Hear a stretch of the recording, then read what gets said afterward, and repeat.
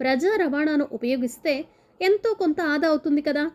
అలాగే లాంగ్ జర్నీస్లో బయట ఫుడ్ తినటం కంటే మీకోసం, మీ పిల్లల కోసం ఇంట్లో తయారు చేసిన ఆహారాన్ని ప్యాక్ చేయండి. డబ్బు సేవింగ్తో పాటు ఆరోగ్యంగా కూడా ఉండవచ్చు. పాటిస్తారు కదూ. అలాగే ఇలా కూడా ట్రై చేయొచ్చు. చాలామంది ఇళ్లల్లో ఉండే స్టోర్ రూమ్లో అవసరం లేని వస్తువులు చాలా ఉంటాయి. అలాంటి వస్తువులు మీ ఇంట్లో ఉంటే వాటిని ఎందుకు అమ్మకూడదు? ఈ రోజుల్లో ఇంటర్నెట్లో వస్తువులను విక్రయించడం గతంలో కంటే సులభం. దీని ద్వారా కాస్త డబ్బును సేవ్ చేసుకోవచ్చు.